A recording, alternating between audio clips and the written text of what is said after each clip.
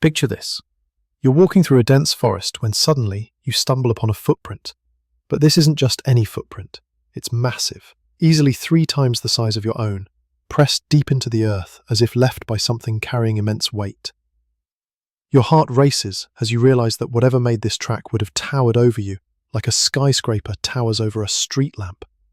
Now, before you dismiss this as pure fantasy, consider this unsettling fact. Virtually every culture on Earth, from the Amazon rainforest to the frozen tundras of Scandinavia, has preserved stories of giant beings who once walked among our ancestors. Welcome to Mystery History for Sleep, where we venture into the shadows of our forgotten past. I'm Mr. H, and tonight we're embarking on a journey that will challenge everything you think you know about human history. What if I told you that giants weren't just the stuff of fairy tales and biblical stories? What if these towering beings actually existed, leaving their mark on civilizations across the globe before vanishing into the mists of time? Over the next hour, we'll explore the most compelling evidence for ancient giant races, from the mysterious Nephilim of biblical texts to the bone-chilling accounts of Patagonian giants that terrorized European explorers for 3 centuries. We'll examine archaeological discoveries that mainstream science struggles to explain, dive into mythologies that span continents, and uncover the shocking similarities between ancient texts that should have no connection to each other. By the end of this investigation, you'll understand why some researchers believe that giants represent humanity's greatest cover-up, a truth so profound it could rewrite our understanding of who we are and where we came from. But here's what makes this journey truly extraordinary. The evidence we're about to explore isn't limited to dusty museum archives or ancient manuscripts. It's woven into the very fabric of human memory, preserved in over 1,000 documented accounts of enormous skeletal remains discovered across North America alone. These aren't vague legends passed down through oral tradition. These are detailed newspaper reports from the 1800s, archaeological surveys, and eyewitness testimonies that fill entire books. Yet somehow, this evidence has been systematically dismissed, buried, or explained away by institutions that seem determined to keep these truths hidden.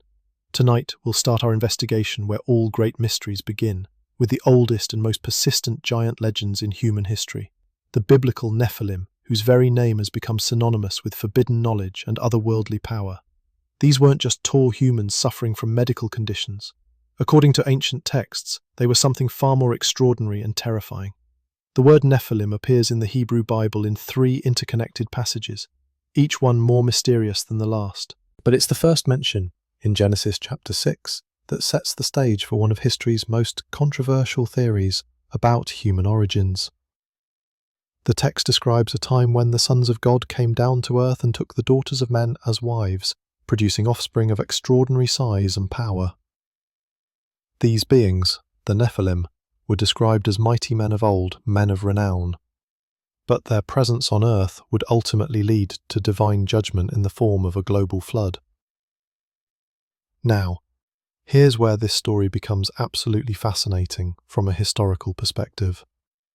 The majority of ancient biblical translations, including the Septuagint, the Latin Vulgate, and numerous Aramaic texts, consistently interpret the word Nephilim to mean giants. This isn't a modern interpretation or a translation error. Scholars working with manuscripts that are thousands of years old all arrived at the same conclusion. These beings were physically enormous, far exceeding normal human proportions, but the biblical account is just the beginning. The first book of Enoch, an ancient Jewish text that predates Christianity, provides far more detailed descriptions of these giant beings. According to Enoch, the Nephilim weren't just large humans. They were described as reaching heights of 3,000 ells, which translates to over 3,000 feet tall. Now, that measurement might seem impossible, but consider this. If these accounts preserve even distorted memories of real events, then we're looking at beings that would have appeared godlike to ancient humans. The Book of Enoch also introduces us to the Watchers, fallen angels who supposedly taught forbidden knowledge to humanity before breeding with human women to create the Nephilim. These Watchers weren't just random divine beings, they were described as master teachers who shared advanced knowledge of metallurgy, astronomy, mathematics, and warfare. According to the text, they revealed eternal secrets which were in heaven and showed humans how to make weapons, jewelry, and cosmetics. They taught women the art of makeup and men the science of war. This raises a profound question that echoes through every giant legend we'll explore tonight. Were these beings simply mythological constructs, or do they represent distorted memories of actual encounters between ancient humans and a technologically advanced race? The parallels between the Watcher's teachings and the sudden appearance of sophisticated technologies in ancient civilizations are striking enough to make even skeptics pause. But the Nephilim story doesn't end with the flood. According to biblical accounts, these giant beings somehow survived the deluge and continued to exist in the ancient Near East. The Book of Numbers describes the Israelites encountering the descendants of the Nephilim in the Promised Land, calling them the Anakim. These giants were so intimidating that the Israelite spies reported feeling like grasshoppers in their presence. The famous Goliath of Gath, whom David defeated with a single stone, was described as being over 9 feet tall and was likely one of these surviving giant peoples. Archaeological evidence from the ancient Near East has uncovered numerous references to giant peoples that align remarkably well with biblical accounts. Cuneiform tablets from Mesopotamia describe beings of extraordinary size ruling over early human civilizations. Egyptian texts speak of giant pharaohs and divine kings whose proportions exceeded normal human limits. Even more intriguingly, recent DNA analysis has revealed that certain populations in the ancient Near East carried genetic markers associated with exceptional height, suggesting that unusually tall people weren't just mythological, but represented real genetic lineages. The persistence of giant traditions in this region becomes even more significant when we consider the Sumerian accounts of the Anunnaki. These beings, described in the world's oldest written texts, were portrayed as towering figures who descended from the heavens to establish the first human civilizations. The name Anunnaki literally means those who came down from heaven, or offspring of An, referring to their connection to the sky god of the Sumerian pantheon. While mainstream academics interpret the Anunnaki as purely mythological figures, their descriptions in ancient texts are remarkably consistent with the biblical accounts of the Nephilim. Both are described as beings of extraordinary size and power who interacted with early humans, shared advanced knowledge, and played crucial roles in the development of human civilization. Both traditions speak of genetic mixing between these beings and humans, resulting in hybrid offspring with enhanced abilities. The parallels become even more striking when we examine the physical descriptions. Sumerian art consistently depicts the Anunnaki as significantly taller than humans, often shown towering over their human subjects. Relief carvings from ancient Mesopotamia show these beings as having elongated skulls, enhanced musculature, and proportions that clearly distinguish them from ordinary humans. Some interpretations of Sumerian texts suggest that the Anunnaki possessed lifespans far exceeding those of humans, living for thousands of years and accumulating vast knowledge over multiple human generations. But here's where the story takes an unexpected turn into modern controversy. In the 1970s, scholar Zecharia Sitchin proposed a radical reinterpretation of Sumerian texts, arguing that the Anunnaki were actually extraterrestrial visitors who genetically engineered humans as a slave labor force. According to Sitchin's translations, these beings came from a planet called Nibiru and possessed technology far beyond anything ancient humans could comprehend. While Sitchin's interpretations have been heavily criticized by mainstream scholars who question his translation methods, the core elements of theory, the existence of technologically advanced giant beings who influenced early human development, align with giant traditions found across the globe. Whether we interpret these beings as fallen angels, ancient astronauts, or representatives of a lost human civilization, the consistency of their description across independent cultural traditions suggests something more than mere mythology. The geographic distribution of giant legends provides another compelling piece of evidence. If these stories were simply cultural inventions or psychological archetypes, we might expect them to vary significantly across different regions and time periods. Instead, we find remarkably consistent descriptions of giant beings appearing in the mythologies of cultures that had no contact with each other. In Norse mythology, the Jotnar represent primordial giant beings who existed before the gods and played fundamental roles in cosmic creation and destruction. These weren't just large humans, but beings of such immense power that they could reshape landscapes and influence the very fabric of reality. The Norse giants were described as possessing wisdom and knowledge that rivaled or exceeded that of the gods themselves, echoing the theme of giants as keepers of advanced knowledge that we see in Mesopotamian and biblical traditions. Greek mythology presents us with multiple generations of giant beings, from the primordial titans who ruled before the Olympian gods to the earthborn gigantes who challenged Zeus for control of the cosmos. The Gigantomachy, or War of the Giants, represents one of the most significant conflicts in Greek mythology, and was considered so important that it was depicted on countless vases and temple friezes throughout the ancient world. What makes the Greek accounts particularly interesting is their emphasis on the giants' challenge to divine authority. Like the Nephilim and the Watchers, the Greek giants weren't content to remain in their designated roles, but sought to overthrow the established cosmic order. This theme of giant rebellion against divine authority appears across cultures and suggests either a shared psychological archetype or a shared memory of actual historical events. The physical descriptions of these beings in Greek texts are remarkably specific. The Titans were described as beings of such immense size that they could hold up the heavens, while the Gigantes were said to have serpentine legs and the ability to hurl mountains as weapons. These aren't vague metaphorical descriptions, but detailed accounts that suggest the authors were attempting to convey specific physical characteristics. But perhaps the most compelling evidence for the reality of ancient giants comes not from mythology, but from historical accounts of actual encounters. The story of the Patagonian giants represents one of the most well-documented cases of European explorers encountering beings of extraordinary size, and these accounts continued for nearly 3 centuries. The first recorded encounter occurred during Ferdinand Magellan's historic circumnavigation of the globe in the 1520s. Antonio Pigafetta, the expedition's chronicler, and one of only 18 survivors of the journey, described meeting natives of extraordinary height along the coast of what is now Argentina. According to Pigafetta, these people were so tall that we reached only to his waist belt, and possessed voices like bulls. What makes Pigafetta's account particularly credible is his role as the official chronicler of the expedition. His job was to maintain accurate records for the Spanish crown, not to fabricate sensational stories. His descriptions are matter-of-fact and include practical details about the giants' clothing, weapons, and behavior that suggest genuine observation rather than fantasy. The encounters didn't end with Magellan's expedition. For the next 3 centuries, European explorers continued to report meetings with unusually tall Patagonian natives. Sir Francis Drake's chaplain described meeting Patagonians 7.5 in height. Dutch sailors reported violent encounters with natives of extraordinary size. English explorers claimed to have seen dead bodies 12 feet long. These weren't isolated accounts from unreliable sources. They came from trained navigators, military officers, and expedition leaders whose careers depended on accurate reporting. The consistency of these accounts across multiple expeditions, different nationalities, and extended time periods suggests something more than cultural bias or measurement errors.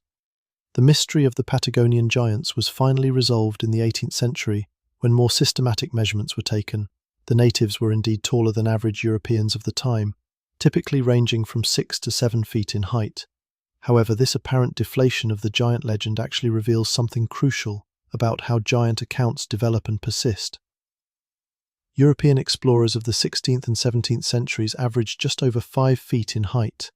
When they encountered people who were 6.5 to 7 feet tall, the difference would have seemed enormous. A 7-foot Patagonian would have towered over a 5-foot European by 2 feet, creating an impression of giants that would naturally grow in the retelling. This pattern of height exaggeration provides important context for evaluating other giant accounts throughout history. Ancient peoples were generally shorter than modern humans due to nutritional and health factors. A person who was 6.5 feet tall in ancient times would have seemed truly gigantic to populations averaging 5 feet or less in height. But this explanation, while partially satisfying, doesn't account for the most extreme giant accounts found in ancient texts and archaeological reports.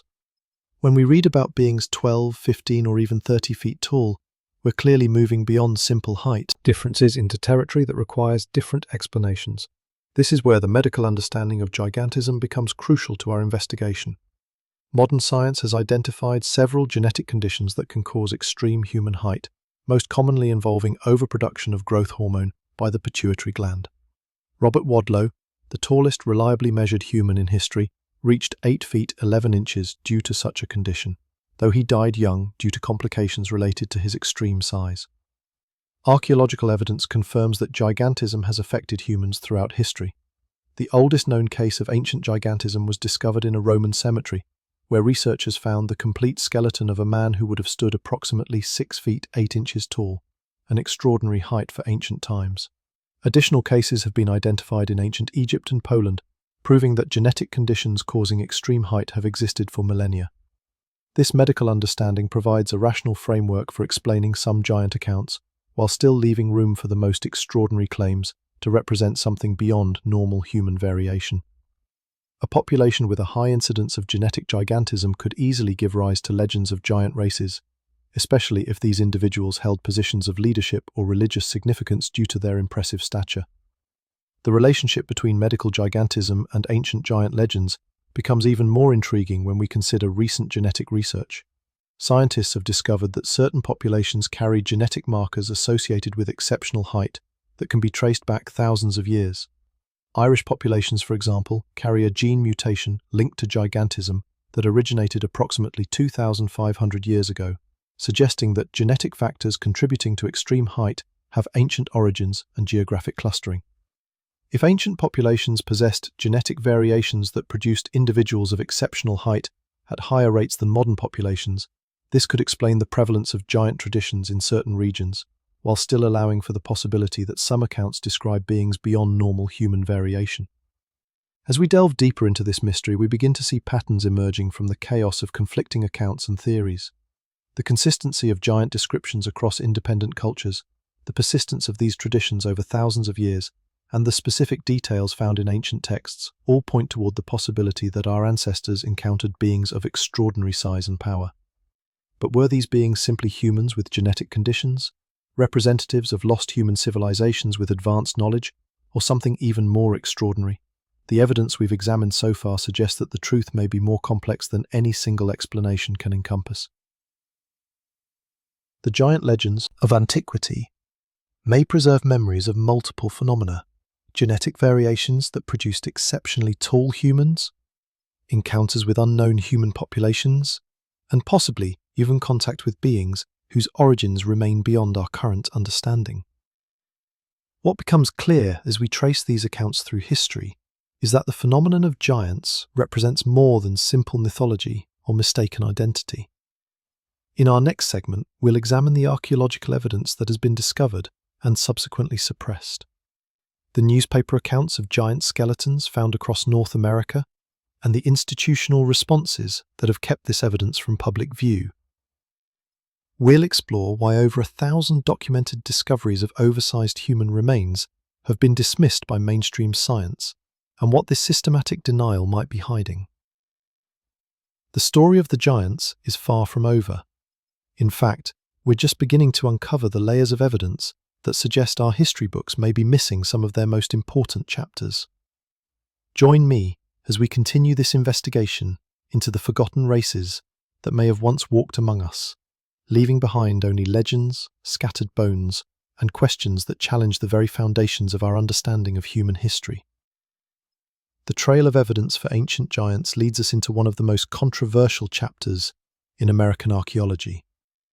Between 1850 and 1920, newspapers across the United States published over 1,000 accounts of giant skeletal remains being unearthed from burial mounds, ancient graveyards, and construction sites. These weren't sensationalized tabloid stories, but detailed reports from local newspapers documenting discoveries made by farmers, construction workers, and early archaeologists. The accounts follow a remarkably consistent pattern.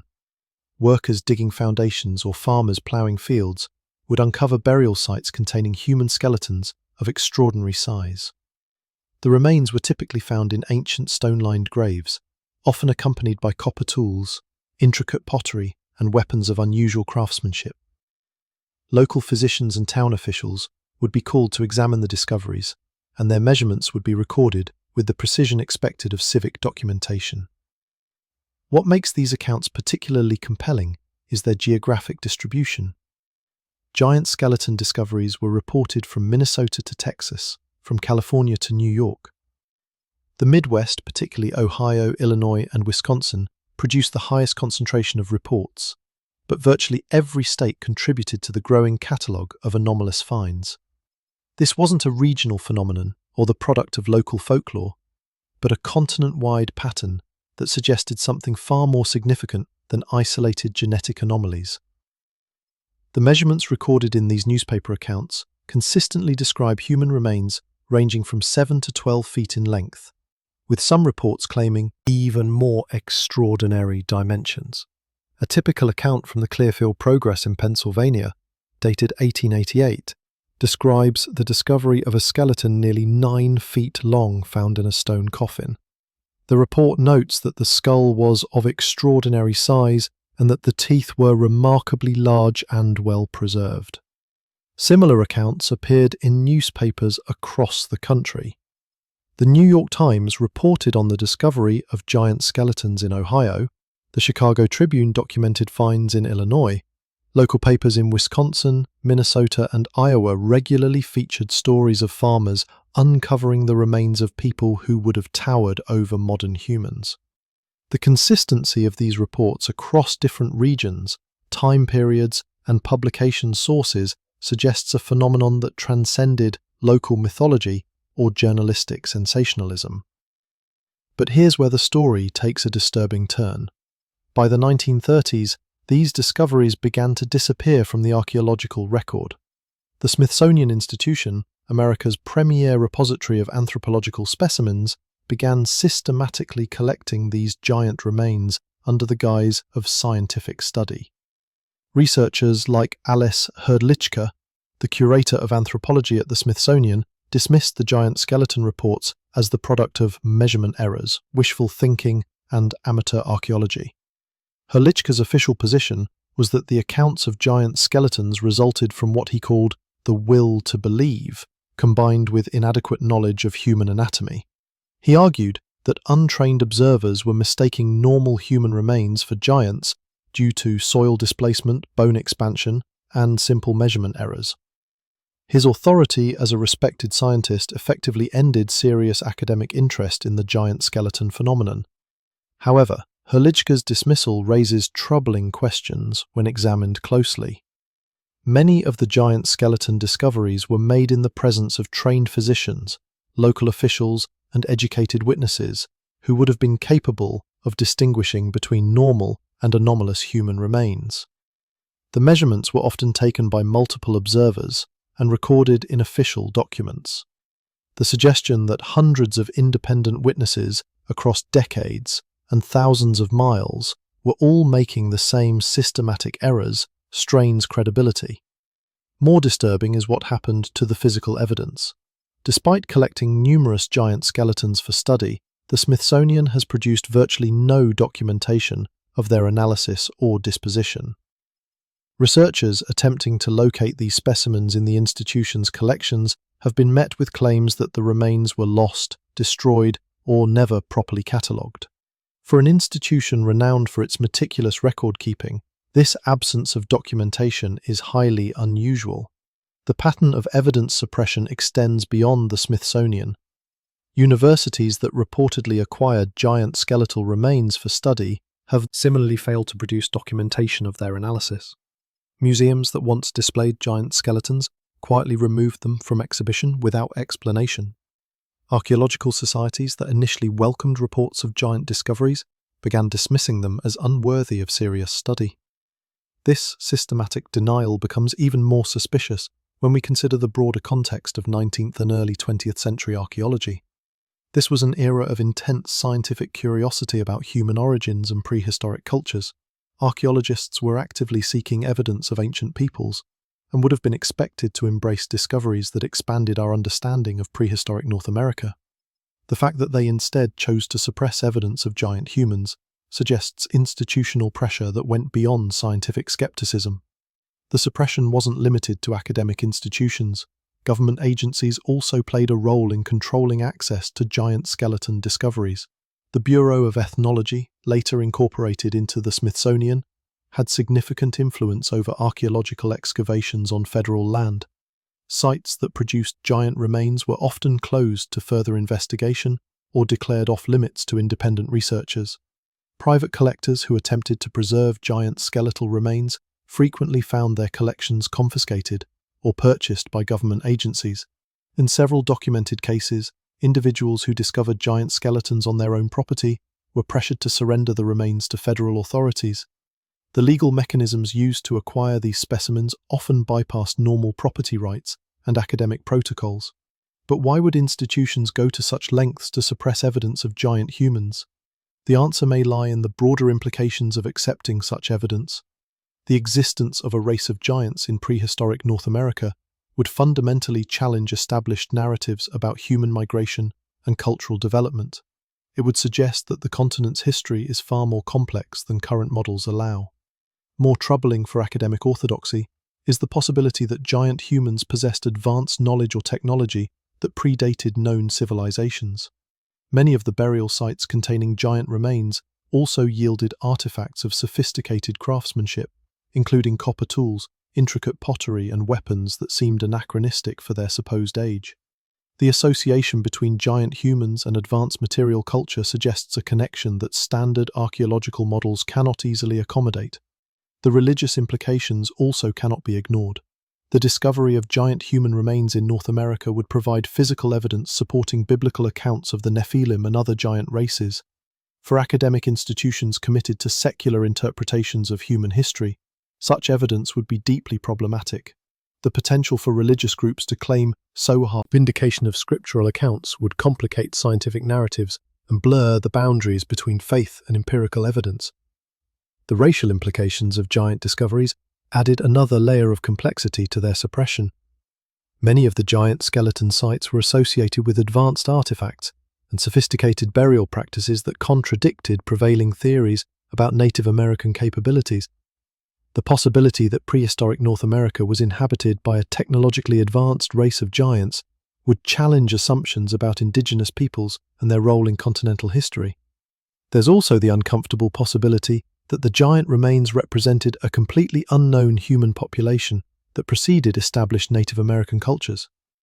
Such a discovery would raise profound questions about the true history of human settlement in the Americas and the fate of these mysterious predecessors. The implications for land rights, cultural heritage, and historical narratives would be staggering. The cover-up, if it was indeed a coordinated effort, appears to have been remarkably successful. By the mid-20th century, reports of giant skeleton discoveries had virtually disappeared from archaeological literature. The phenomenon was relegated to the realm of folklore and conspiracy theory, effectively removing it from serious academic consideration. However, the digital age has begun to resurrect these forgotten accounts. Researchers with access to historical newspaper archives have been able to compile comprehensive databases of giant skeleton reports, revealing the true scope of the phenomenon. The consistency and geographic distribution of these accounts make them difficult to dismiss as mere fantasy or misidentification. Modern genetic research has also provided new context for understanding how populations of unusual height could have existed in prehistoric times. Studies of ancient DNA have revealed that human populations carried much greater genetic diversity in the past than previously understood. Isolated populations could have developed unique genetic characteristics, including tendencies toward exceptional height, that were later diluted or eliminated through genetic mixing. The discovery of other anomalous human remains has also lent credibility to the giant skeleton accounts. Archaeological excavations have uncovered evidence of human populations with unusual skull shapes, robust bone structure, and other physical characteristics that differ significantly from modern human norms. While these discoveries don't prove the existence of 12-foot giants, they demonstrate that prehistoric human populations exhibited greater physical diversity than current models suggest. Recent discoveries in other parts of the world have also supported the possibility of ancient giant humans. Excavations in Ecuador and Peru have uncovered skeletal remains of individuals ranging from 7 to 8 feet in height, dating to 5019, the 15th and 16th centuries. While these measurements fall short of the most extreme claims from North American sites, they demonstrate that populations of exceptional height have existed in various locations throughout history. The technology now exists to definitively resolve the question of ancient giants through scientific analysis. DNA extraction from ancient remains, precise osteological measurement, and comparative analysis with modern populations could provide conclusive evidence about the reality of prehistoric giant humans. The fact that such studies have not been conducted on the reportedly confiscated specimens raises questions about institutional commitment to scientific truth. The absence of this evidence has forced researchers to rely on historical accounts, photographic documentation, and circumstantial evidence to build their case for ancient giants. Photographs from the early 20th century show excavations of oversized skeletal remains, though critics argue these images could have been manipulated or misrepresented. Contemporary witnesses provided sworn affidavits describing their encounters with giant skeletons, though skeptics question the reliability of eyewitness testimony. The legal framework surrounding archaeological discoveries has also evolved in ways that make it more difficult for independent researchers to investigate potential giant skeleton sites. Federal laws governing excavation on public lands, Native American Burial Protection Acts, and institutional control over archaeological permits have created barriers that didn't exist during the era of widespread giant discoveries.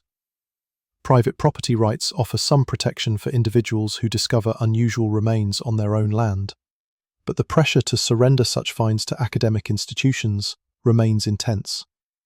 Property owners who resist these pressures often find themselves facing legal challenges, regulatory scrutiny, or academic ostracism that makes preservation of controversial discoveries extremely difficult. The international dimension of giant research has revealed that North America was not unique in producing accounts of oversized human remains. Similar reports have emerged from Australia, where Aboriginal traditions speak of giant ancestors, and early European settlers reported encountering exceptionally tall indigenous peoples. South American discoveries have yielded skeletal remains of unusual size, particularly in the Andes Mountains, where high-altitude populations might have developed unique physical characteristics. European archaeological sites have also produced evidence of individuals with exceptional height, though these discoveries have generally been interpreted as cases of medical gigantism rather than evidence of giant races.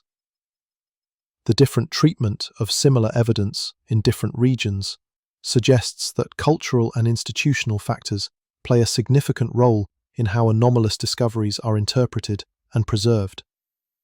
The question of whether institutional suppression represents a deliberate conspiracy or simply reflects the conservative nature of academic science remains hotly debated. Conspiracy theorists argue that powerful interests have actively worked to conceal evidence of ancient giants to protect established historical narratives and maintain social control. Skeptics contend that the apparent suppression results from legitimate scientific skepticism and the natural tendency of institutions to avoid controversial claims that lack rigorous documentation. The truth likely lies somewhere between these extremes. Academic institutions have strong incentives to avoid controversy and maintain their credibility with funding sources and peer institutions. Claims about ancient giants carry significant risk of ridicule and association with pseudoscientific theories. The institutional response to such claims would naturally err on the side of caution, even if it meant dismissing potentially legitimate evidence. However, the systematic nature of the evidence suppression suggests coordination that goes beyond simple institutional caution. The simultaneous disappearance of giant skeletal remains from multiple institutions, the uniform dismissal of witness accounts across different organizations, and the legal and regulatory barriers erected around archaeological sites all point toward a more deliberate effort to control information about prehistoric giants. The digital revolution has begun to democratize access to historical information and provide new tools for investigating controversial archaeological claims. Online databases of historical newspapers, digitized archaeological reports, and crowdsourced research platforms have made it possible for independent investigators to compile comprehensive evidence about suppressed discoveries. This technological shift has also enabled new forms of evidence documentation that make suppression more difficult. High-resolution photography, genetic analysis, and precise measurement tools can provide irrefutable documentation of unusual discoveries. Social media and internet publication platforms allow researchers to disseminate findings without relying on traditional academic gatekeepers. The challenge facing modern giant researchers is distinguishing between legitimate evidence and the proliferation of hoaxes, misidentifications, and sensationalized claims that have grown up around the subject. The internet has made it easier to spread false information alongside genuine research, creating a noisy environment where truth and fiction become increasingly difficult to separate. As we stand at this crossroads between institutional denial and emerging evidence, the question of ancient giants remains tantalizingly unresolved. The historical accounts are too numerous and consistent to dismiss entirely, yet the physical evidence remains frustratingly elusive. The patterns of suppression are too systematic to ignore, yet the motives behind is fortunately such efforts remain unclear. What emerges from this investigation is a picture of a phenomenon that challenges our most basic assumptions about human history and the reliability of our institutions. Whether ancient giants represent a forgotten chapter of human evolution, evidence of lost civilizations, or something even more extraordinary, their story reveals the complex dynamics between evidence, interpretation, and institutional power that shape our understanding of the past. The quest to uncover the truth about ancient giants continues, driven by researchers who refuse to accept official denials and institutional gatekeeping. As new technologies emerge and historical documents become more accessible, the possibility remains that definitive evidence will eventually surface to resolve this enduring mystery. Until then, the giants remain in the shadows of history, their existence neither proven nor disproven, challenging us to question what we think we know about our world and our place in it.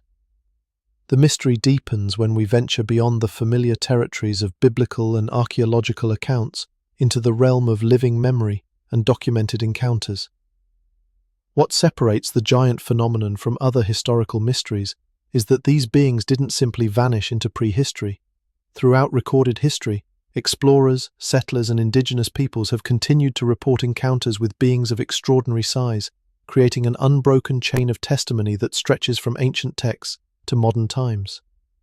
The most systematically documented of these encounters occurred in the remote wilderness regions of North and South America, where European explorers venturing into uncharted territories repeatedly encountered indigenous populations of remarkable stature.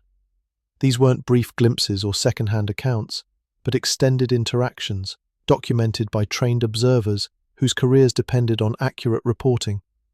The Tehuelche people of Patagonia became legendary among European explorers, not just for their height, but for their entire way of life that seemed scaled to accommodate beings larger than normal humans. Their weapons were massive by European standards, their footprints left impressions that astonished seasoned travelers, and their physical presence commanded a respect that went beyond mere cultural differences. Dutch navigator Olivier van Noort described encountering Patagonians whose arrows were as long as a man, and whose bows required strength that no European could match. But the Patagonian encounters were just one thread in a global tapestry of giant sightings that spanned continents and cultures.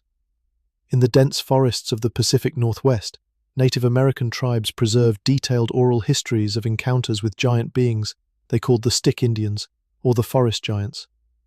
These weren't mythological creatures relegated to ancient times, but beings that tribal elders claimed to have encountered within living more. Mystereal were in the newsing intelligence. The Mystereal stan in the memory.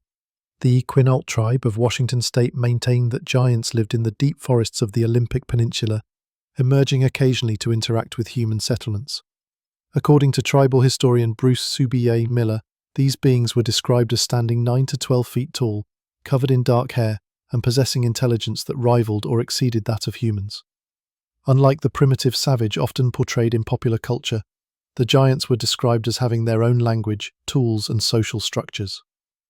What makes these Pacific Northwest accounts particularly intriguing is their consistency across multiple tribes that had limited contact with each other. The Lomi, Quinault, Makah, and Skokomish tribes all preserved similar descriptions of giant forest dwellers, using different names but describing essentially the same phenomena.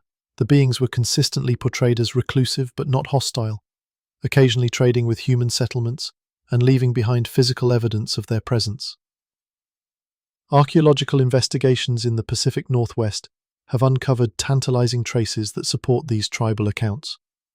Oversized footprints preserved in ancient mud deposits, tool marks on trees that suggest implements far larger than anything used by known human populations, and stone structures of unusual scale and design, all point toward the presence of beings significantly larger than ordinary humans. The phenomenon wasn't limited to the Americas. Aboriginal Australians maintained equally detailed traditions about giant ancestors they called the Quinkin, or the Yowie. These beings were described as standing 8 to 10 feet tall, possessing immense strength and living in the remote regions of the Australian continent. Unlike the fearsome monsters of European folklore, the Aboriginal giants were portrayed as intelligent beings with their own culture and spiritual practices. European settlers in Australia began reporting encounters with unusually tall Aboriginal peoples almost immediately upon arrival. Captain James Cook's expedition noted the exceptional height of some Indigenous Australians, describing individuals who exceeded 6 feet by several inches, at a time when Europeans averaged just over 5 feet in height. Later expeditions reported even more dramatic encounters with Aboriginal giants, reaching 7 and 8 feet in height. The consistency of these reports across different regions of Australia suggests that populations of exceptional height were more common among Indigenous Australians than among other human populations. This observation gains significance when we consider that Australia was isolated from other continents for tens of thousands of years, allowing unique genetic characteristics to develop without outside influence. Recent genetic research has revealed that Australian Aboriginal populations carry some of the most ancient human DNA lineages on Earth, preserving genetic variations that were lost in other populations through mixing and migration. The possibility that these ancient lineages included genes for exceptional height provides a scientific framework for understanding the Aboriginal giant traditions. Similar patterns emerge when we examine historical accounts from other isolated regions. The Ainu people of northern Japan were consistently described by early visitors as being significantly taller than other Japanese populations, with some individuals reaching heights that seemed extraordinary by regional standards. Russian explorers in Siberia reported encountering indigenous peoples of unusual stature living in the remote regions of the far north. The island populations of the Pacific also contributed to the global catalogue of giant encounters. Early European visitors to Tahiti, Samoa, and other Pacific islands frequently commented on the exceptional height and robust build of the indigenous peoples. Captain James Cook described meeting Tahitians who stood 6 feet 4 inches at a time when such height was virtually unknown among Europeans. These Pacific island giants weren't limited to isolated individuals, but appeared to represent entire populations with genetic tendencies toward exceptional size.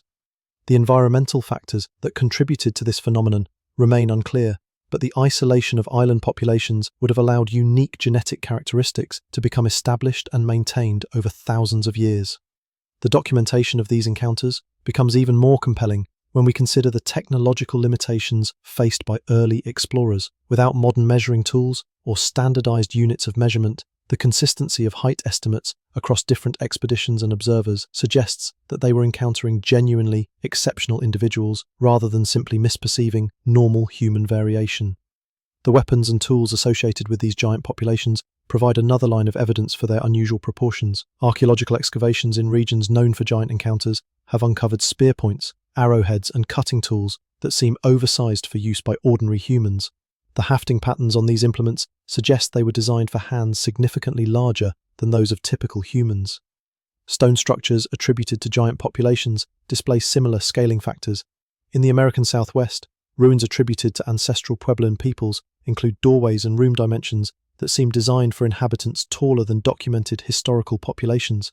The builders would have needed to be significantly larger than known Puebloan peoples to comfortably use these spaces. The megalithic structures found throughout the world gain new significance when viewed through the lens of giant builder theories. The massive stone blocks used in constructions like Sacsayhuaman in Peru, Baalbek in Lebanon, and the dolmens of Western Europe seem to require builders with strength and stature beyond normal human capability.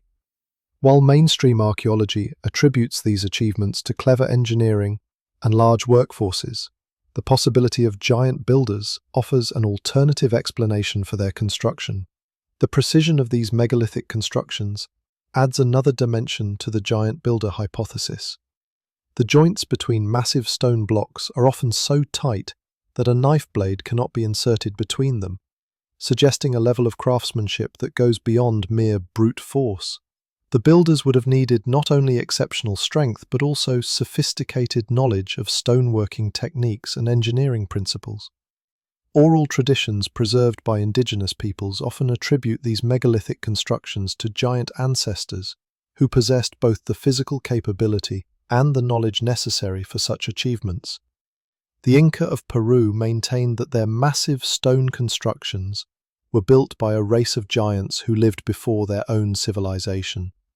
Similar traditions exist among the peoples of Easter Island, who attributed their famous Moai statues to giant ancestors with supernatural powers.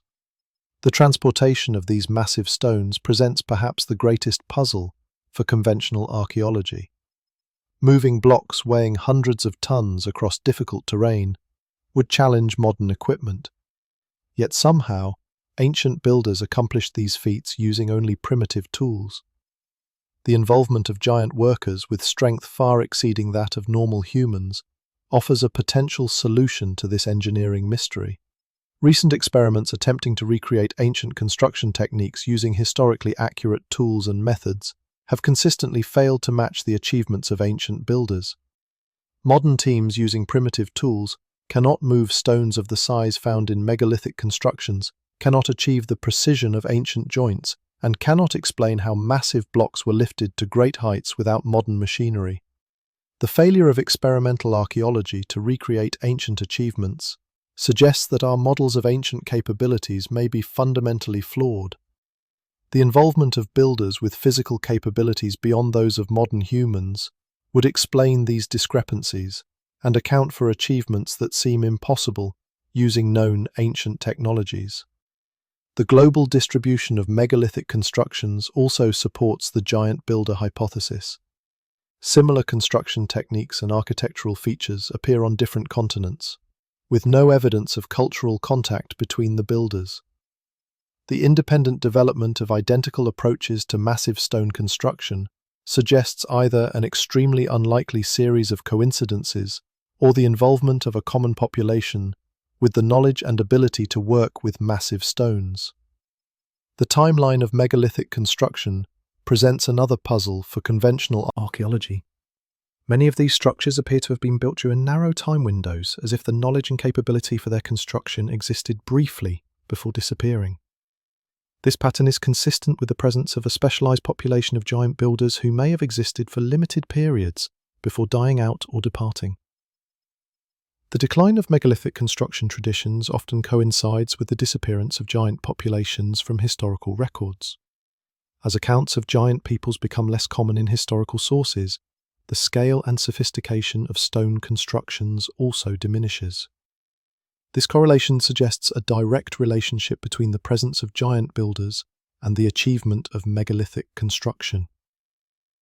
The preservation of giant traditions in folklore and mythology may represent cultural memories of these lost builder populations.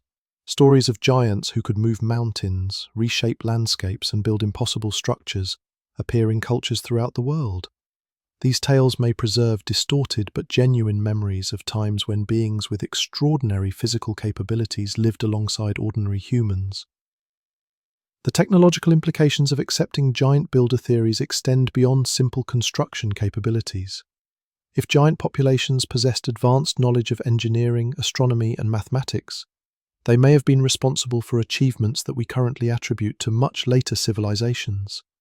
The sophisticated astronomical alignments found in many megalithic structures suggest knowledge of celestial mechanics that supposedly wasn't developed until much later in human history. The possibility that giant populations served as knowledge keepers and teachers for smaller human populations offers an explanation for the sudden appearance of advanced technologies in ancient civilizations. The rapid development of agriculture, metallurgy, and urban planning in various parts of the world may have been guided by giant populations with accumulated knowledge from earlier eras. The hybridization between giant and normal human populations, suggested by many ancient texts, could have been a mechanism for transferring knowledge and capabilities from giants to the broader human population. The offspring of such unions might have inherited not only physical characteristics but also intellectual capabilities that allowed them to serve as leaders and innovators in their communities. The genetic research that has identified ancient DNA lineages associated with exceptional height supports the possibility that giant characteristics were passed down through specific bloodlines.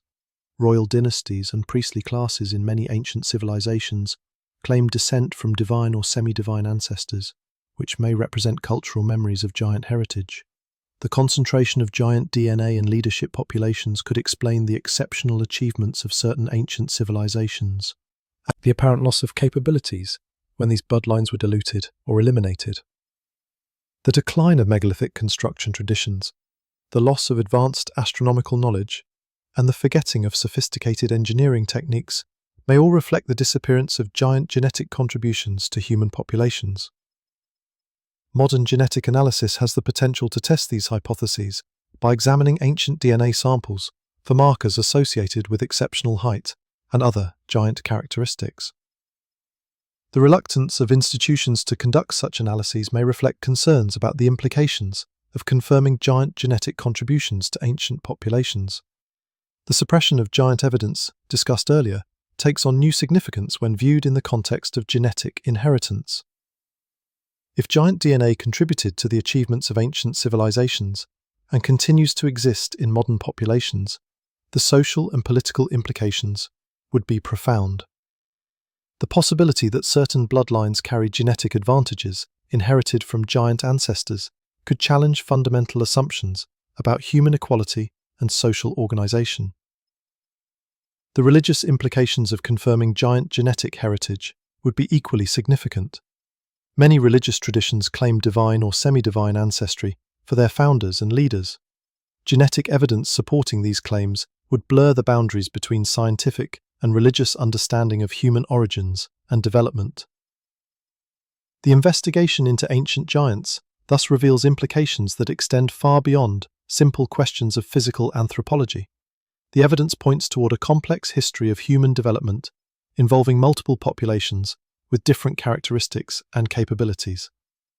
The systematic suppression of this evidence suggests institutional awareness of its potentially disruptive implications for established social, religious, and scientific paradigms.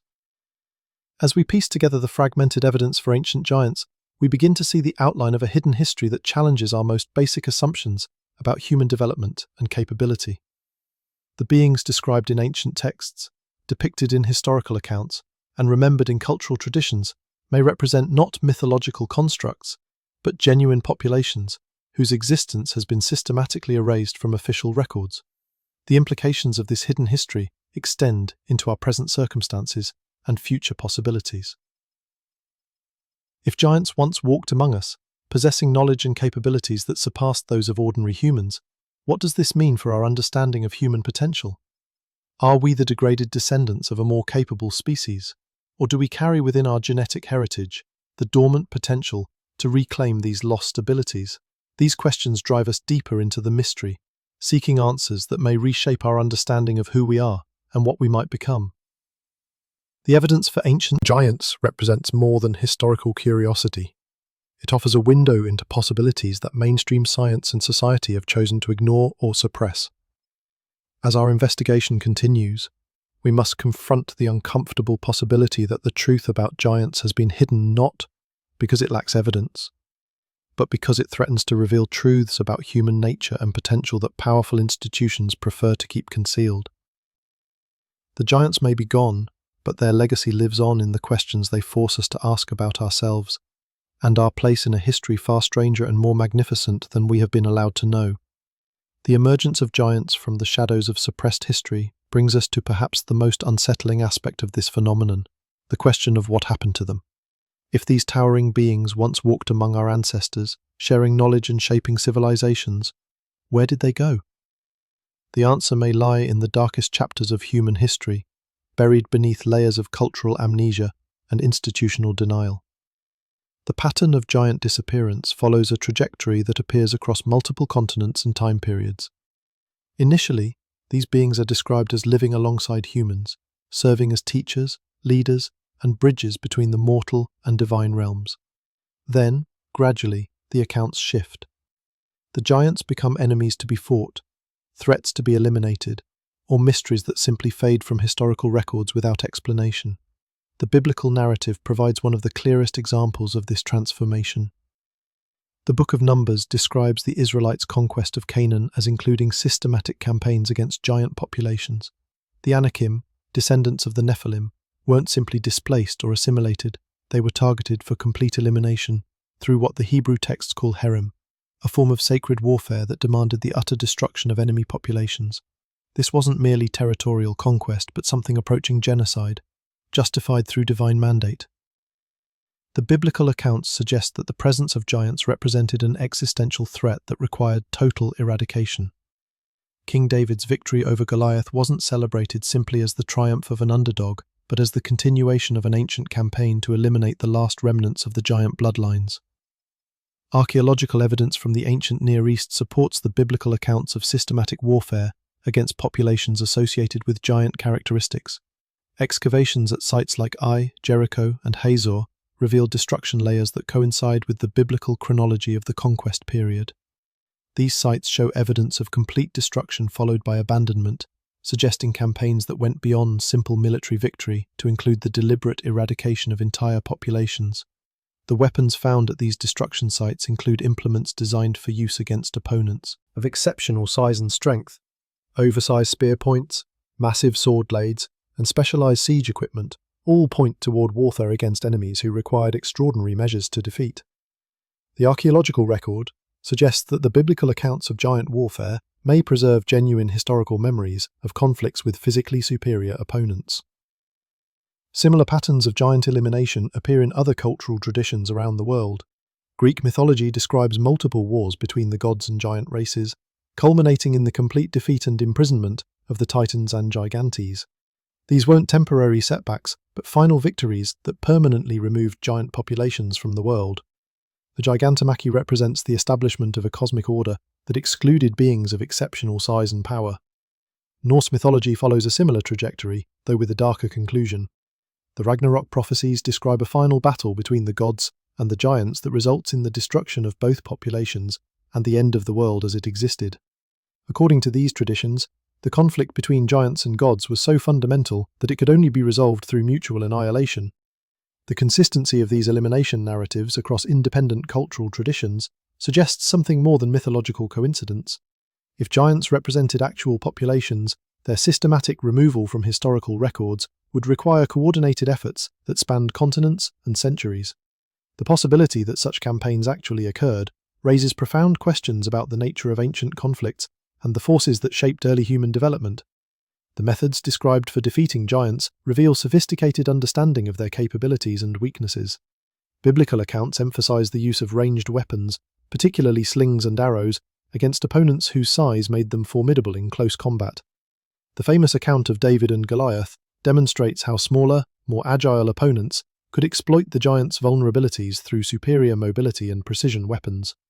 Greek accounts describe the use of divine weapons and supernatural assistance in the wars against giants. The Olympian gods required special thunderbolts, magic bonds, and prophetic knowledge to defeat their giant opponents. These accounts suggest that giants possessed capabilities that made them nearly invulnerable to conventional warfare, requiring extraordinary measures to overcome. The involvement of divine or semi-divine forces in giant elimination campaigns appears across multiple traditions. This pattern suggests either that giants possessed capabilities that required supernatural intervention to counter, or that their elimination was considered so important that the highest authorities in various societies committed their most powerful resources to the task. The timeline of giant elimination coincides with significant transitions in human civilization. The disappearance of giants from historical records occurs during periods when agriculture, metallurgy, and urban civilization were establishing dominance over hunting and gathering societies. This timing suggests that giant elimination may have been part of broader cultural transformations that reshaped human society. The possibility that giants represented populations with knowledge and capabilities that threatened emerging power structures provides a potential motive for their systematic elimination. If giants possessed advanced technologies, accumulated wisdom, or genetic advantages that could challenge the authority of emerging elites, their removal would serve the interests of groups seeking to establish new social orders. The concentration of giant elimination narratives around periods of religious transformation also suggests ideological motivations for their removal. The rise of monotheistic religions often coincided with campaigns against populations associated with older spiritual traditions. Giants, frequently portrayed as representatives of pre-existing religious systems, may have been targeted for elimination as part of broader efforts to establish new theological frameworks. The genetic implications of giant elimination extend beyond simple population reduction. If giants possessed unique genetic characteristics that contributed to their exceptional capabilities, their systematic removal would have eliminated these traits from the human gene pool. The modern absence of genetic markers associated with extreme height and enhanced physical capabilities may reflect the success of ancient elimination campaigns. Recent genetic research has revealed that human populations carried much greater diversity in ancient times than exists today. Many genetic lineages that were present in prehistoric populations have completely disappeared from modern humans. The elimination of giant populations could account for some of this genetic reduction, particularly the loss of variants associated with exceptional physical development. The social implications of giant elimination extend to questions about human potential and development. If giants represented populations with enhanced capabilities that were systematically removed from the gene pool, modern humans may be operating with reduced potential compared to our ancestors. The elimination of giant genetics could explain the apparent decline in human physical capabilities and the loss of knowledge that characterizes many historical transitions. The technological implications are equally significant.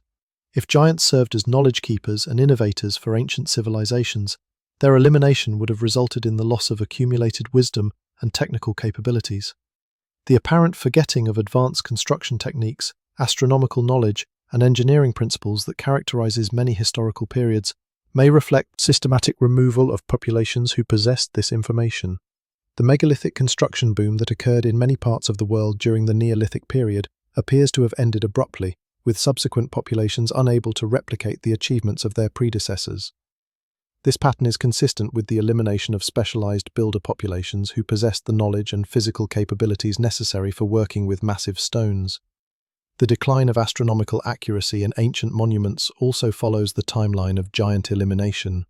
Early megalithic structures often display sophisticated understanding of celestial mechanics, while later constructions show decreasing precision and knowledge. This pattern suggests the loss of populations with specialized astronomical knowledge. The preservation of giant elimination narratives in cultural traditions may have served as warnings or instructions for future generations. Stories that described successful campaigns against giants could have provided templates for identifying and eliminating any surviving members of these populations. The consistent portrayal of giants as threats to be destroyed rather than neighbors to be tolerated suggests deliberate cultural programming designed to maintain hostility toward any resurgent giant populations. The ritualization of giant killing in many cultures points toward the sacred significance attributed to their elimination. David's victory over Goliath became a central narrative in Judeo-Christian tradition, celebrated not just as military triumph but as spiritual victory. Similar stories appear in other traditions, suggesting that giant elimination was viewed as cosmically significant rather than merely practical. The archaeological evidence for systematic giant elimination includes mass burial sites that contain remains of unusually large individuals, along with evidence of violent death. These sites often show signs of deliberate desecration, with bones broken and scattered in patterns that suggest ritualized destruction rather than simple warfare casualties. The weapons associated with these mass burial sites include implements specifically designed for use against large opponents. Oversized projectile points, specialized cutting tools, and evidence of coordinated attacks all point toward organized campaigns rather than random violence. The archaeological record suggests that giant elimination involved planned military operations conducted over extended periods. The geographic distribution of these elimination sites follows patterns that suggest coordinated campaigns across vast territories. Sites in different regions show similar evidence of systematic violence against giant populations, occurring within relatively narrow time windows. This coordination would have required communication and organization on a scale that challenges conventional understanding of ancient societies. The involvement of multiple cultures in giant elimination campaigns suggests either shared threats that required common responses or coordinated policies implemented across different societies.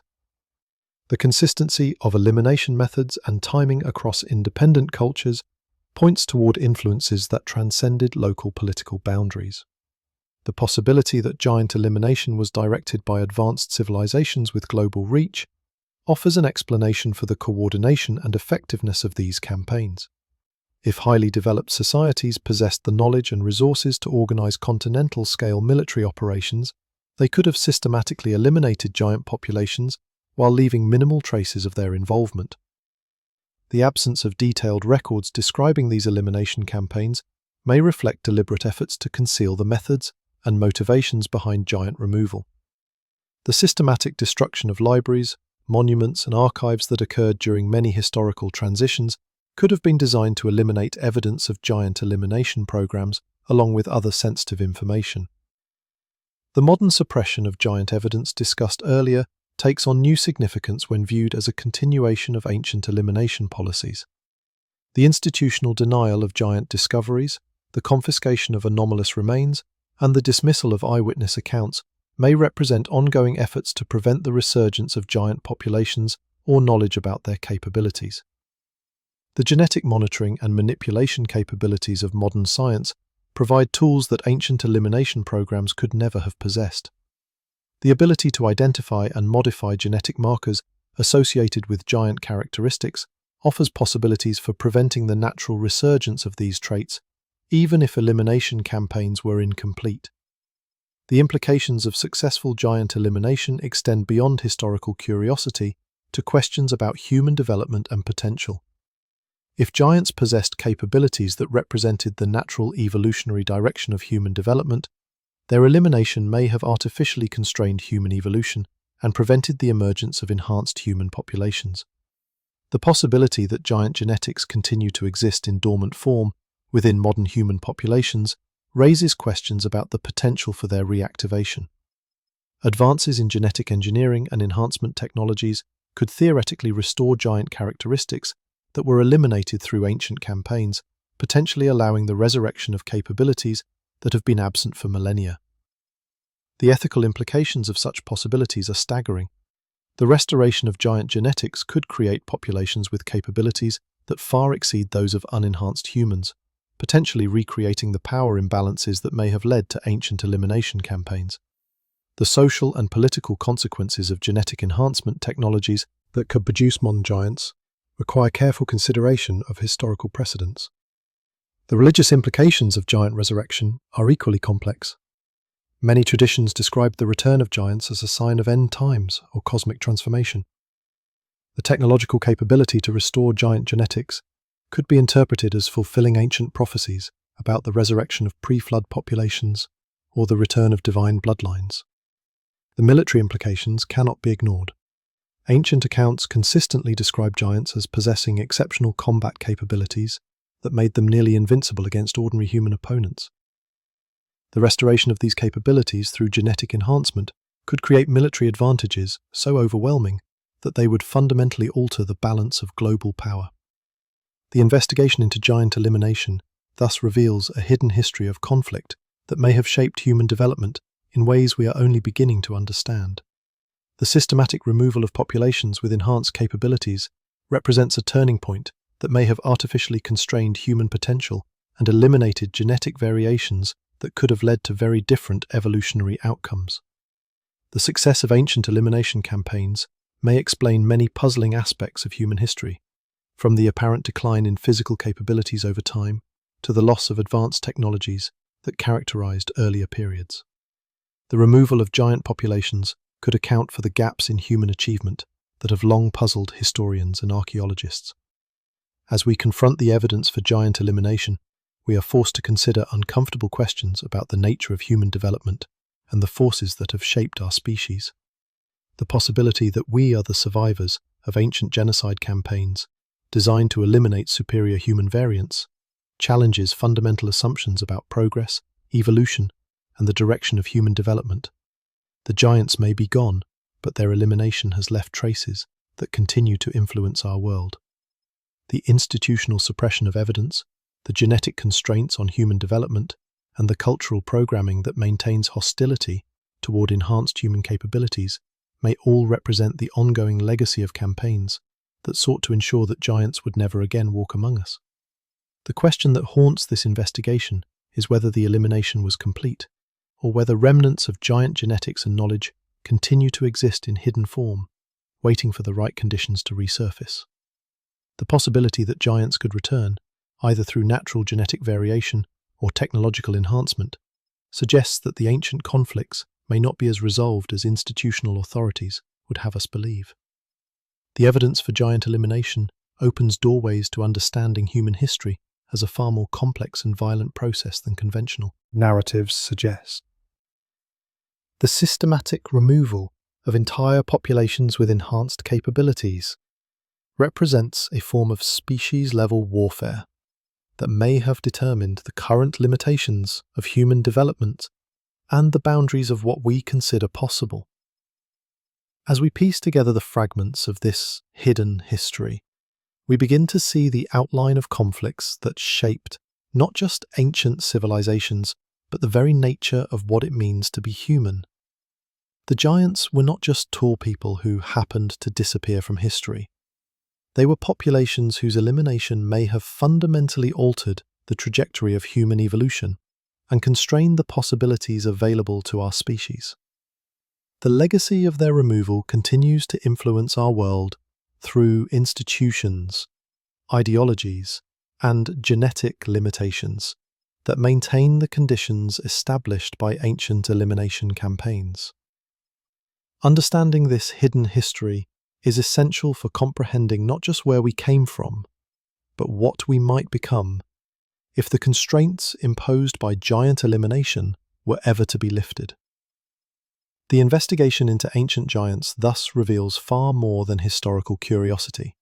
It uncovers a hidden foundation of human development built upon the systematic elimination of populations whose capabilities exceeded those of ordinary humans. The implications of this discovery extend into every aspect of human existence, from our genetic potential to our social structures, to our understanding of what it means to be human in a universe that may once have contained beings far greater than ourselves. The whispers of ancient giants echo through time, but their voices grow fainter with each passing generation. Yet there are places on Earth where the veil between past and present grows thin, where the evidence of their existence refuses to remain buried.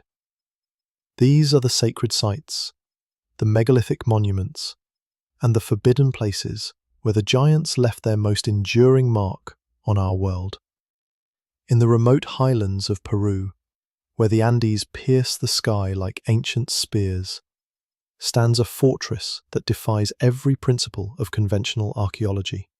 Sacsayhuaman, overlooking the former Inca capital of Cusco, presents us with blocks of stone so massive that modern engineers struggle to explain how they were quarried, transported, and fitted together with precision that would challenge our most advanced machinery. The largest stones at Sacsayhuaman weigh over 300 tons each. To put this in perspective, that's equivalent to the weight of 60 elephants compressed into a single block of precisely cut granite.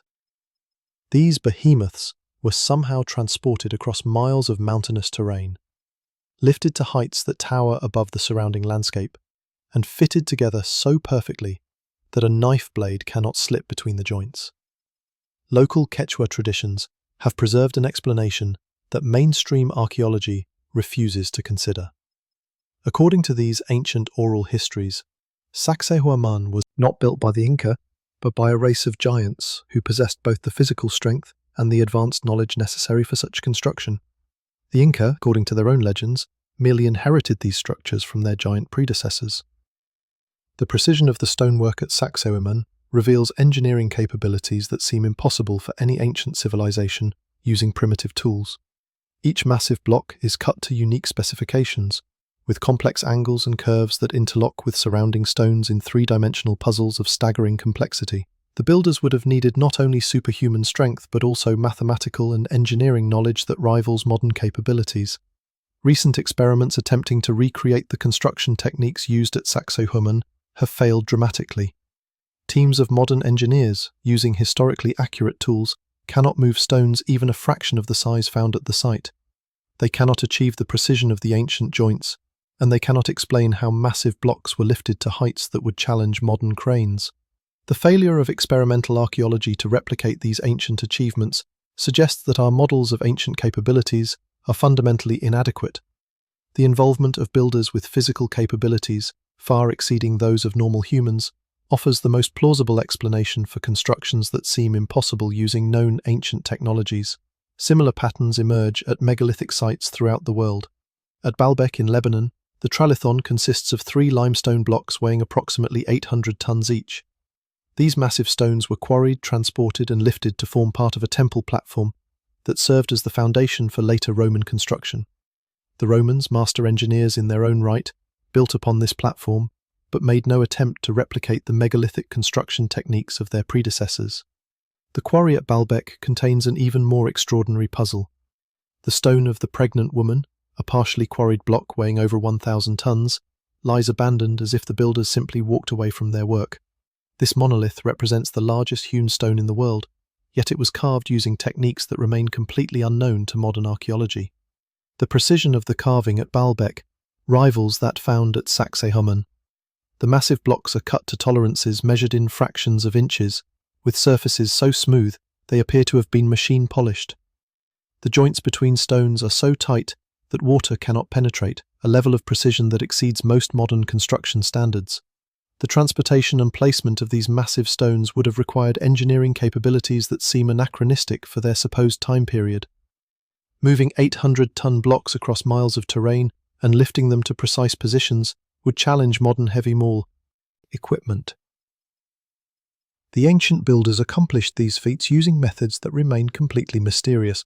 The global distribution of megalithic construction techniques points toward either an extremely unlikely series of independent developments or the involvement of a common population with the knowledge and physical capability to work with massive stones. Similar construction methods appear on different continents with no evidence of cultural contact between the builders. The timeline of megalithic construction presents another puzzle for conventional archaeology. These massive stone structures appear to have been built during relatively narrow time windows, as if the knowledge and capability for their construction existed briefly before disappearing. This pattern is consistent with the presence of specialized populations whose capabilities were not sustained over long periods. The astronomical alignments found at many megalithic sites reveal knowledge of celestial mechanics that supposedly wasn't developed until much later in human history. The builders of these monuments possessed understanding of complex astronomical phenomena, including the precession of the equinoxes, eclipse cycles, and planetary movements that required centuries of observation to detect. At Göbekli Tepe, in Turkey, massive T-shaped pillars, arranged in precise circles, predate the supposed invention of agriculture by thousands of years. According to conventional archaeology, the site was built by hunter-gatherers who lacked the social organization and technical knowledge necessary for such construction.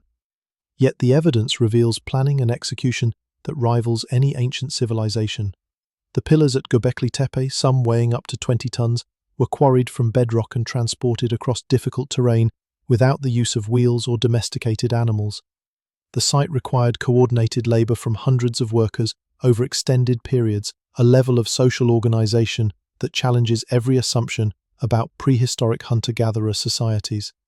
The carvings on the pillars display artistic sophistication that seems impossible for such an early period. Detailed reliefs of animals, geometric patterns, and abstract symbols suggest a complex symbolic language and artistic tradition that developed over generations. The quality of the carving rivals work produced by much later civilizations with supposedly superior tools and techniques. The deliberate burial of Göbekli Tepe around 8000 BCE presents one of archaeology's greatest mysteries. The entire complex was carefully covered with tons of earth and debris, preserving it for future discovery. This massive undertaking would have required the same level of organization and labor that created the site originally, yet it was done to hide rather than display the monument. The motivation for burying such an extraordinary achievement remains completely unknown. The covering of Göbekli Tepe was so thorough that the site remained hidden for thousands of years until modern excavation revealed its existence. This suggests a deliberate effort to preserve the monument while concealing it from contemporary populations. The pattern of monument concealment appears at other ancient sites around the world.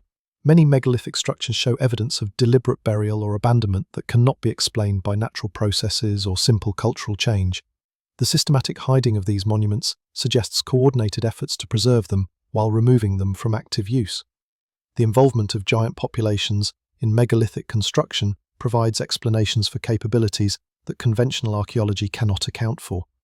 Beings with exceptional strength and advanced knowledge could have created these monuments during periods when they coexisted with normal human populations, then concealed them as their own numbers declined or as conflicts with smaller humans intensified. The oral traditions preserved by indigenous peoples often describe the builders of megalithic monuments as giants or gods who possessed capabilities far exceeding those of ordinary humans. These traditions consistently portray the giant builders as beings from an earlier age who left their constructions as legacies for future generations. The sudden appearance of advanced construction techniques in various parts of the world coincides with periods when giant populations are most frequently mentioned in historical and mythological accounts. The correlation between giant presence and megalithic construction suggests a direct relationship between these phenomena. The decline of megalithic construction traditions often parallels the disappearance of giant populations from historical records. As accounts of giant peoples become less common, the scale and sophistication of stone constructions also diminishes. This pattern supports the hypothesis that giants served as the master builders of humanity's most impressive ancient monuments. The technological knowledge required for megalithic construction extends beyond simple engineering to include advanced understanding of geology, astronomy, and mathematics. The builders possessed knowledge of stone properties that allowed them to select and work with materials in ways that maximized structural integrity and longevity. The quarrying techniques used at megalithic sites reveal understanding of stone fracture patterns and stress distribution that rivals modern geological knowledge. The builders could identify optimal extraction points, predict how stones would break, and control the quarrying process to produce blocks of desired specifications. The transportation methods employed for moving massive stones remain completely unknown despite extensive research. No evidence exists for the ramps, rollers, or lifting devices that would have been necessary to move blocks weighing hundreds of tons. The absence of such evidence suggests that the builder used techniques that left no archaeological traces. The precision assembly of megalithic structures indicates knowledge of complex three-dimensional geometry and structural engineering.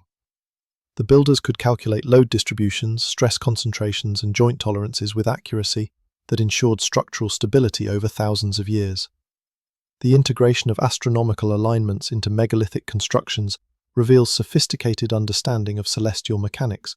The builders tracked multiple astronomical cycles simultaneously and incorporated this knowledge into structures that served as permanent observatories and calendars. The religious significance attributed to megalithic sites in various cultures suggests that these monuments served purposes beyond simple construction achievements. They were viewed as sacred spaces that connected the earthly and divine realms, possibly reflecting memories of their giant builders who were often considered divine or semi-divine beings. The preservation of megalithic construction knowledge in secret societies and esoteric traditions hints at deliberate efforts to maintain the builder's legacy. Various groups throughout history have claimed to possess the lost knowledge of the master builders, suggesting that some information about their techniques may have survived in hidden form. The modern inability to replicate megalithic construction achievements despite advanced technology and engineering knowledge points toward the loss of fundamental understanding about the builder's methods. The gap between ancient achievements and modern capabilities suggests that important knowledge was lost when the giant builder populations disappeared. The investigation into megalithic construction thus reveals a hidden history of human achievement that challenges conventional understanding of ancient capabilities. The evidence points toward the involvement of populations with knowledge and abilities that far exceeded those attributed to ancient peoples by mainstream archaeology. The systematic suppression of research into megalithic construction anomalies parallels the broader pattern of evidence concealment that we have observed throughout this investigation. Academic institutions show reluctance to pursue lines of inquiry that might support unconventional explanations for ancient achievements. The implications of accepting giant involvement in megalithic construction extend beyond simple historical revision to fundamental questions about human potential and development. If giants possessed capabilities that enabled them to create monuments that we cannot replicate, what does this suggest about the trajectory of human evolution and the forces that have shaped our species? The possibility that giant genetics contributed to extraordinary ancient achievements raises questions about whether these capabilities could be restored through modern genetic technologies. The resurrection of giant characteristics might enable humans to reclaim construction capabilities that have been lost for millennia. The military applications of megalithic construction knowledge would be profound in modern contexts. The ability to quarry, transport, and precisely place massive stones without modern machinery would provide significant advantages in construction projects where conventional equipment cannot be used or where stealth is required. The archaeological establishment's resistance to investigating megalithic anomalies suggests institutional awareness of the potentially disruptive implications of confirming giant involvement in ancient construction. The acknowledgement that prehistoric populations possessed capabilities exceeding those of modern humans would challenge fundamental assumptions about progress and human development. The continued study of megalithic sites using advanced analytical techniques offers the possibility of uncovering evidence that could definitively resolve questions about their builders. Ground-penetrating radar, three-dimensional modeling, and materials analysis could reveal construction details that were previously undetectable. The application of genetic analysis to human remains found at megalithic sites could provide direct evidence for the involvement of populations with unusual physical characteristics. DNA extracted from builders' remains could reveal genetic markers associated with exceptional height and strength. The investigation of megalithic construction tools and techniques through experimental archaeology could yield insights into the methods used by ancient builders. Attempts to replicate their achievements using reconstructed ancient technologies might reveal principles that have been overlooked by conventional research. The exploration of underground chambers and hidden passages at megalithic sites could uncover additional evidence about their builders and purposes. Many ancient monuments contain unexplored spaces that might preserve artifacts, inscriptions, or other clues about their construction. The correlation of megalithic construction periods with geological and astronomical events could provide context for understanding when and why these monuments were built.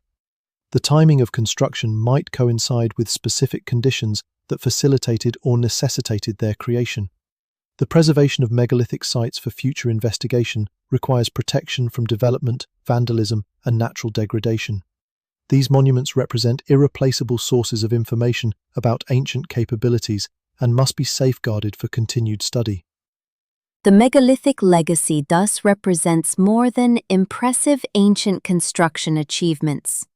These monuments stand as evidence for capabilities that challenge our understanding of human potential and raise profound questions about the forces that have shaped our species' development. The giants who may have built these structures left behind more than stone monuments.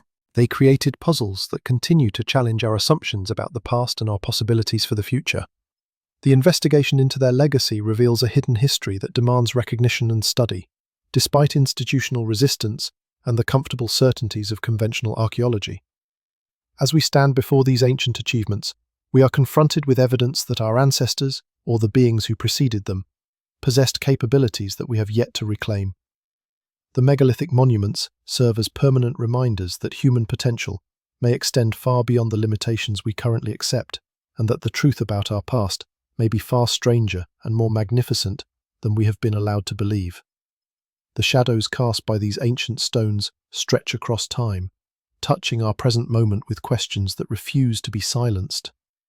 In their silent testimony, we find not just evidence of extraordinary achievements, but a challenge to expand our understanding of what it means to be human in a universe that may once have contained beings whose capabilities dwarfed our own.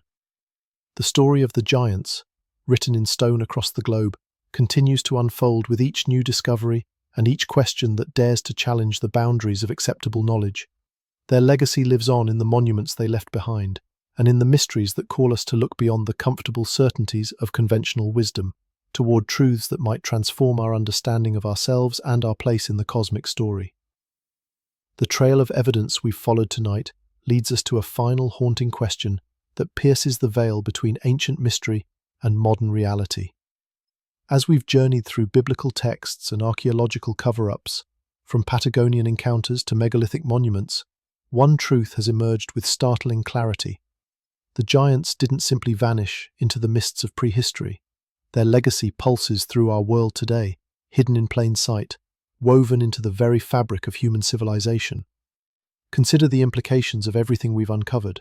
If giants once walked among us, possessing knowledge that enabled them to move mountains and map the stars with impossible precision, then we are not the pinnacle of human development we've been taught to believe. We are the inheritors of a diminished world, the survivors of a cosmic drama that saw the systematic elimination of beings whose capabilities dwarfed our own. The genetic research we've examined reveals that exceptional height genes existed in ancient populations at frequencies far higher than today. The Irish giant gene, traced back 2,500 years, represents just one surviving fragment of genetic variations that may once have been common. If these genetic markers were systematically reduced through ancient elimination campaigns, then modern humans operate with a constrained genetic palette compared to our predecessors. This genetic bottlenecking offers a fugulation scientific framework for understanding the apparent decline in human capabilities over time. The loss of megalithic construction knowledge, the forgetting of advanced astronomical understanding, and the inability to replicate ancient achievements all point toward the elimination of populations who possess these abilities. But here's where our investigation takes its most provocative turn. Recent advances in genetic engineering and enhancement technologies have created possibilities that our ancestors could never have imagined. The same genetic markers associated with gigantism in ancient populations could theoretically be reactivated or enhanced through modern biotechnology. We possess the tools to resurrect capabilities that have been absent from human populations for millennia. The ethical implications of such possibilities are staggering. If we could restore the genetic foundations of ancient giant populations, we would be recreating beings with capabilities that once required systematic elimination campaigns to control. The social, political, and military consequences of enhanced human populations would fundamentally alter the balance of global power. Yet the suppression of giant evidence suggests that powerful institutions are acutely aware of these possibilities and determined to prevent their realization.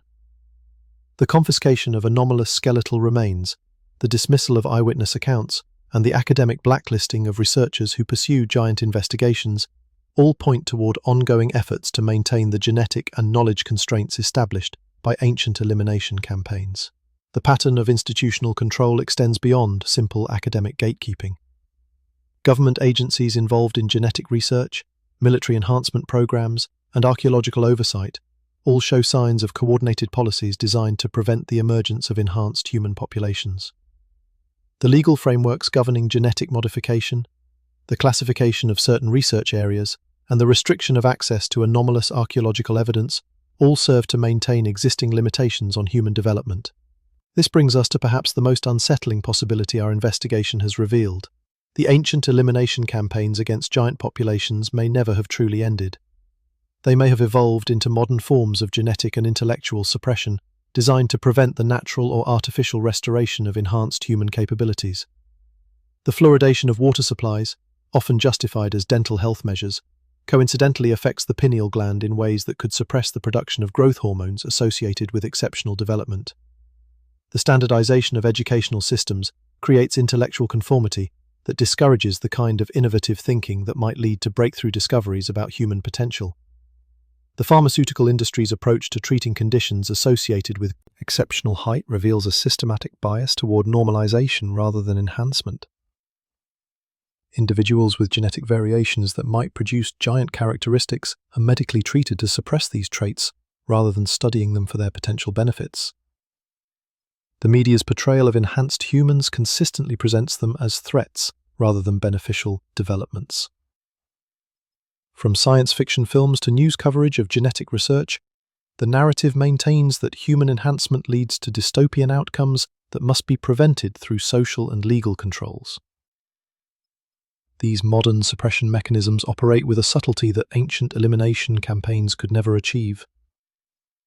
Rather than requiring violent confrontation, contemporary methods work through institutional pressure, social conditioning, and technological manipulation to maintain the genetic and intellectual constraints that keep human populations within manageable parameters.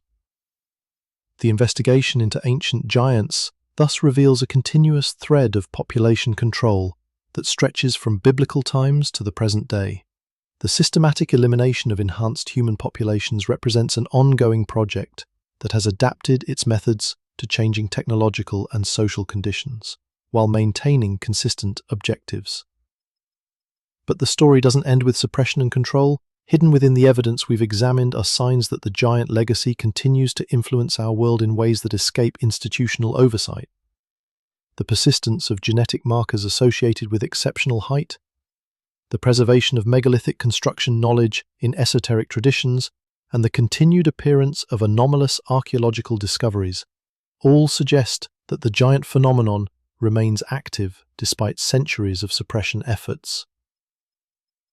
Remote regions of the world continue to produce reports of encounters with beings of extraordinary size.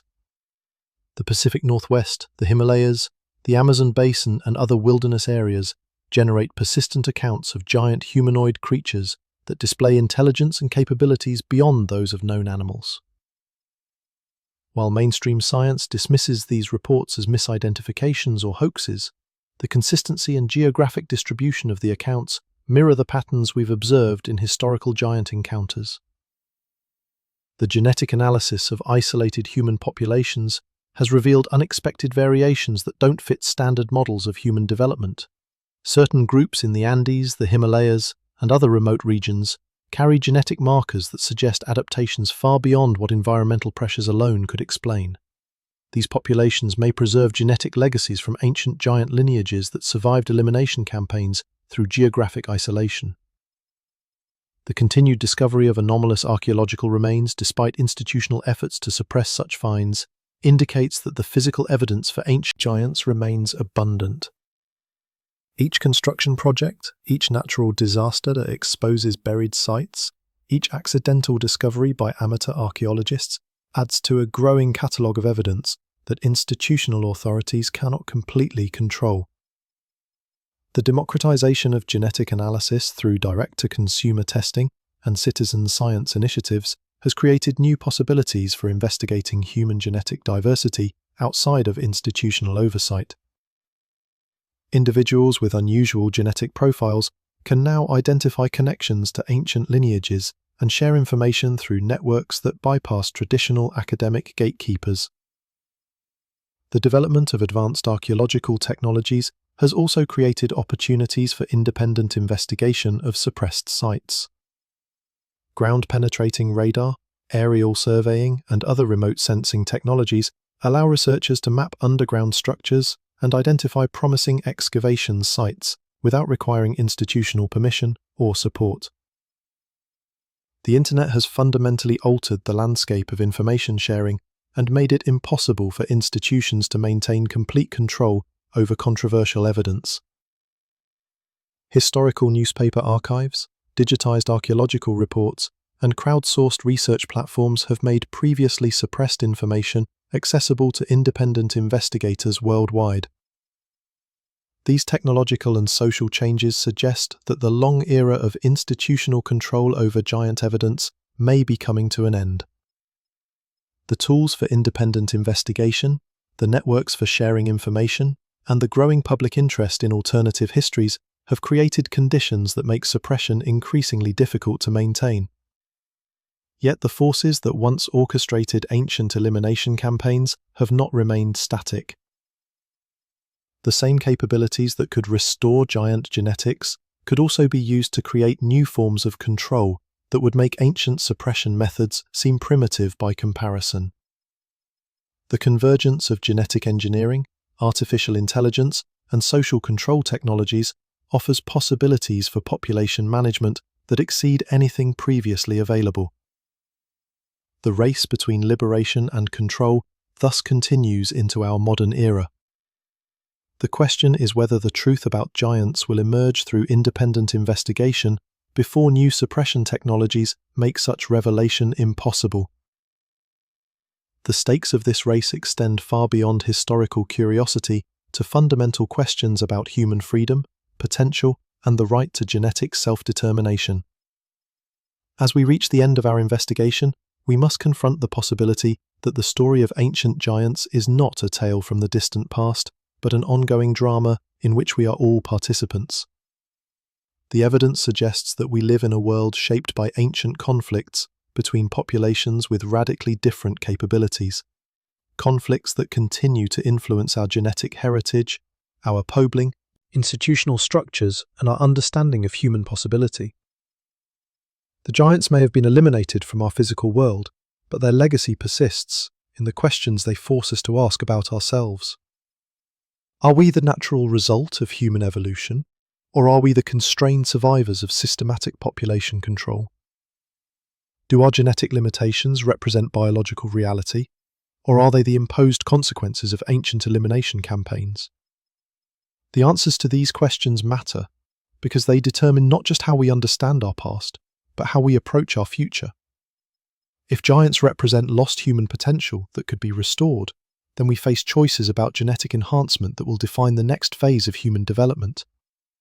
If institutional suppression continues to constrain these possibilities, then we must decide whether to accept these limitations or challenge the forces that maintain them. The evidence we've examined tonight suggests that the truth about giants touches the deepest questions about human nature, potential, and destiny.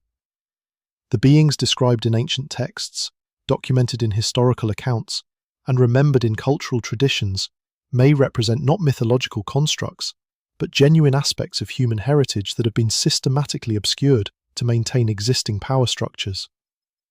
The megalithic monuments that dot our landscape stand as permanent reminders of capabilities we have yet to reclaim. The genetic markers preserved in isolated populations whisper of potential we have barely begun to explore. The institutional resistance to giant evidence reveals the stakes involved in acknowledging truths that could transform our understanding of human possibility. As you drift towards sleep tonight, consider the weight of these revelations. Somewhere in your genetic code may lie dormant echoes of ancient giants, waiting for the right conditions to awaken. Somewhere in the suppressed archives of our institutions may rest evidence that could rewrite the story of human development. Somewhere in the hidden corners of our world may walk descendants of populations we thought were lost forever. The giants cast long shadows across human history, shadows that stretch into our present moment and extend toward futures we can barely imagine. Their story is our story, written in languages of stone and bone, blood and legend, suppression and revelation. Whether we choose to read that story or allow it to remain buried will determine not just what we know about our past, but what we become in the ages yet to come. The ancient giants walked among us once, their footsteps shaking the earth, their knowledge lighting the darkness of human ignorance. They may be gone from our sight, but they are not gone from our world. Their legacy lives on in every question that challenges accepted truth, every discovery that expands human possibility, and every dream that reaches beyond the limitations we've been taught to accept. Sleep. Well, seekers of mystery, and remember that the giants are watching from the shadows of history, waiting for the day when humanity will be ready to reclaim the heritage they left behind. Their silence is not the absence of their presence, but the patience of eternity itself, knowing that truth, like stone, endures all things and emerges when the time is right. The footprint in the forest where our journey began may have been more than imagination. It may have been an invitation to step beyond the boundaries of conventional knowledge and walk the paths that giants once traveled. The question is not whether giants walked among us, but whether we have the courage to follow in their footsteps toward truths that could transform our understanding of what it means to be human in a universe far stranger and more magnificent than we have been allowed to believe. If this journey through the shadows of forgotten history has stirred something deep within you, if these ancient mysteries have awakened questions you never knew you carried, then you've felt the touch of something eternal. Subscribe to Mystery History for Sleep and join our community of seekers who refuse to accept the boundaries others have drawn around human knowledge. Share this investigation with those who hunger for truth beyond comfortable lies. And remember, in a world that has forgotten its giants, every question you ask makes you taller than those who choose to remain small. Until we meet again, in the realm where mysteries unfold and truth whispers its secrets to those brave enough to listen, sleep well and dream of the giants who once walked among us and may yet walk among us again.